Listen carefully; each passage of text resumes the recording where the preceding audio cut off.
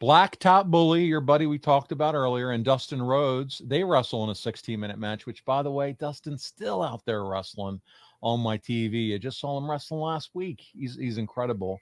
But Colonel Parker gets involved here, breaks up the pin. So Dustin suplexes him into the ring.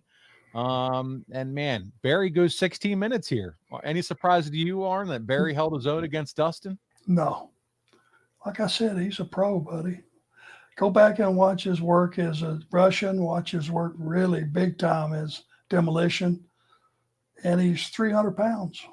300-pounders don't move like that. Speaking of big boys, we'll move on. I know we're going rapid fire here, but it's Avalanche and Big Bubba Rogers. They take on Sting and Randy Savage. This match goes over 10 minutes, and during the match, there's an altercation between Savage and Ric Flair. Yes, Rick. He's seated ringside for this one. And Savage worked a very strong match for his part. Sting body slammed Avalanche, who was billed at 516 pounds. That's Wow. pretty impressive. Mm-hmm. Yeah. And I bet he was close to that weight. Oh, yeah. No doubt about it. The match ends when Savage takes out Bubba with the elbow, and Sting uses a crossbody on Avalanche from the other corner to get the pin and the victory. And that gets us to Vader versus Hogan, main event at Uncensored. It seemed disjointed, with Vader not presented as a critical threat to Hulk. But Arn, do you think WCW could have handled this program differently to better establish Vader as a formidable challenge to Hulk, like really that big, dominant heel? Because, man, he was that for WCW for so long. But when Hogan came in, they really didn't establish that dominance. We talked about how Hogan, no sold a Vader bomb from Vader, the last month that we got together. I feel like they could have done a better job of establishing Vader as that big, nasty heel that he was. And have 2 or 3 in the wings. That was what we talked about a minute ago. You got to have heat on heels. It's in our business, you have to have dragons and dragon slayers. It's an old quote from some of the old timers. You don't need dragon slayers unless you have dragons, and you need it. I would suggest that Leon probably was not built properly going into this match to draw any money. And it ends in DQ, and Flair's involved again, and it has some interference. So that's, again, we're seeing why 73% of the Observer fans gave it a thumbs down. They decide they're going to do a strap match for the next pay-per-view. And so there you go. We got another DQ to end the major pay-per-view show. What did you think overall? Is it 73% thumbs down? Is that warranted for just that quick rundown that I did of this card? It's warranted by Hogan not winning and right in the middle. Yeah. With his finish. Yeah. Send the fans home happy. If he's your guy, if he's the bread and butter, he's the $4.5 million man this year at pay-per-view. He wins with his finish. Meltzer reviewed the event's highlights and lackluster matches, and he said, despite the enthusiastic crowd, just too many disappointing finishes. He notes Vader's strong presence in other segments compared to the main event. So lots going on here. Not a shining moment or great pay-per-view for WCW. I don't think Meltzer was too hard on this show, or his criticisms for that matter. He's probably close to being right on.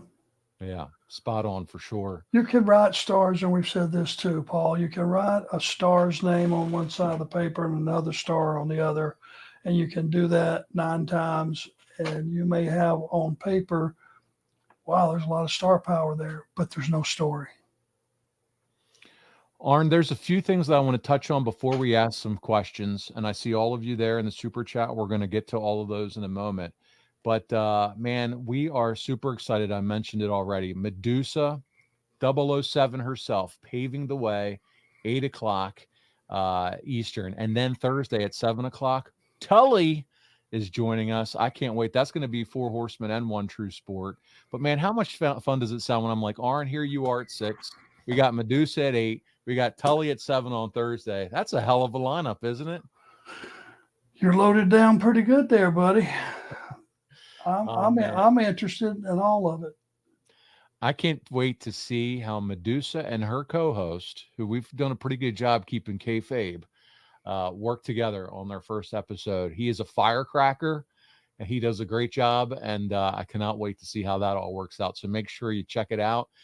We want to update some folks on the comic book. Now, I said this at the beginning, and bear with us, stay with us, don't go anywhere, because we found out that the paperback version of your comic book are selling out rapidly, very quickly.